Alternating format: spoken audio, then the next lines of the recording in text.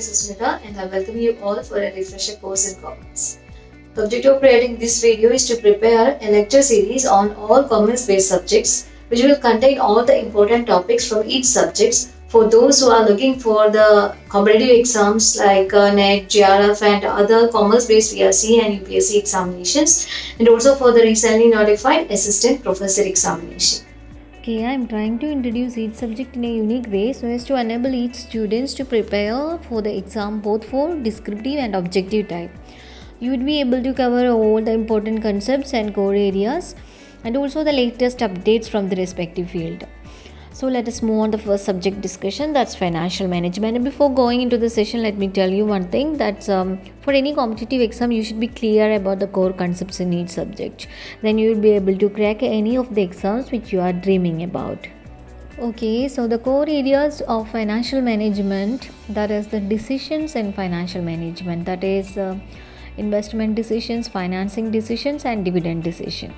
That is investment decision, that is capital budgeting. Then financing decision, it will include that is cost of capital and capital structure and its theories, leverage, and then dividend decision, then working capital management and cash management, debtors management and inventory management technique.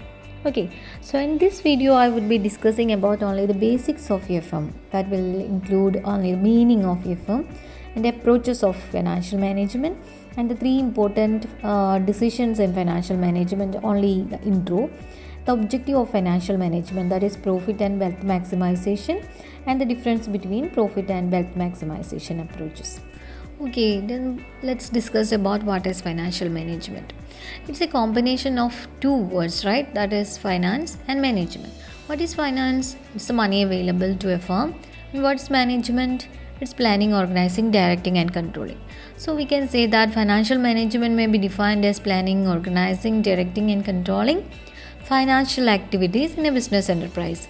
I will give you a simple definition, that is in the words of P.G. Hastings, financial management is the art of raising and spending money. Okay, next we have to look on the approaches of financial management. There are mainly two approaches. First one, traditional approach, and second one, modern approach. In traditional approach, financial management involves only the procurement of fund.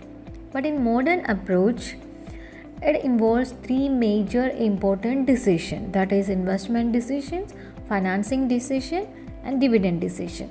So let us discuss about the investment decision, that is the first decision. Okay, so what is investment decision? It's a decisions relates to the selection of assets. That is a selection of assets in which funds are to be invested by the firm. Funds are to be invested in two types of assets. You may be heard about the main two types of assets, that is fixed assets and current assets, right? What is fixed asset? It is long-term assets, and current assets is short-term assets. So the long-term investment decision is known as capital budgeting decision and short-term investment decision is called working capital decision. Okay, the second decision is financing decision, that is we have already seen investment decision, and next we have to raise finance for the concerned investment. So it is concerned with the composition of the sources of raising the funds required by the firm, that is the determination of the proportion of equity and debt in the capital structure of an organization. It is the decisions regarding the selection of sources of finance is known as financing decision. Third one is dividend decision. Dividend decision is concerned with the amount of profits to be distributed and retained in the firm. That is, the management has to decide how much to distribute to shareholders by way of dividend and how much to be retained in the business. So let us discuss about the objective of financial management. See, traditionally the basic objective of the firm is maximization of profit. But in modern times, the objective of a firm is to maximization of wealth and value. So we can classify into two terms, that is profit maximization and wealth maximization. Okay, so what is profit maximization? According to this view, the aim of a firm, that is financial management, is to earn the maximum rate of profit on capital employed. is to earn the maximum rate of profit. Okay, so to be more clear, the organization have to safeguard the economic interest of persons who are directly or indirectly connected with the company. For example, shareholders, creditors, employees, right? So these parties have contributed funds with which the company is carrying on its operations. Hence, all these interested parties must get maximum profit for their contributions. Okay, so this is possible only when the company earns the maximum profit. Okay, so what is the second objective? That is wealth maximization, or we can say that is value maximization. So, the ultimate goal of financial management here is the maximization of owner's wealth. Owner's wealth. So, who is the owners? Equity shareholders. So, our objective is to increase the wealth of the equity shareholders. That means the maximization of market price per share in the long run. In other words, every financial decision should be based on the cost benefit analysis. That is, if benefit is greater than cost, that will help to increase wealth. Clear?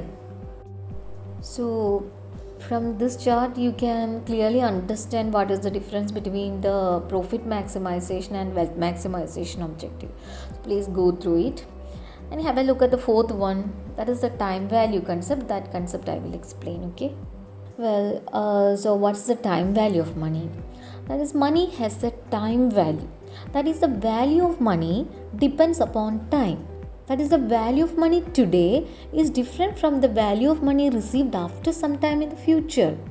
That is, to be more clearly, the money receivable in future is less valuable than the money received today. For example, if an individual is given an option to receive rupees 1000 today or to receive the same amount after 1 year, he will definitely choose to receive the amount today. The reason why he prefers to receive money today is that the money received today has a higher value than the money receivable in future. This preference for current money as against future money is known as the time value of money. So while discussing about the time value concept, you should be aware of the two terms, that is compounding value concept and discounting or present value concept. Compounding value concept used to find out the future value of present money, and discounting or present value technique is used to find out the present value of future money. Clear? Okay, with this, let me complete today's session. Before going into the next session, let me summarize about what we have done today. That is, we have seen the objectives of financial management. We have seen the scope of financial management, that is two approaches, traditional and modern. Modern approach classification, that is investment decision, financing decision, dividend decision.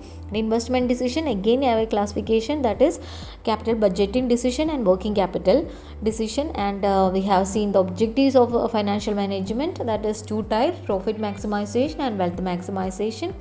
We have also seen the time value of money and its technique, discounting and compounding. Okay, so not in a detail, we will discuss it thoroughly in the concerned chapter in the coming video. Okay, so let me tell you one thing, that's in the next video we will be discussing about a new topic, that is cost of capital. It includes cost of equity, cost of preference share capital, cost of debentures and weighted average cost of capital.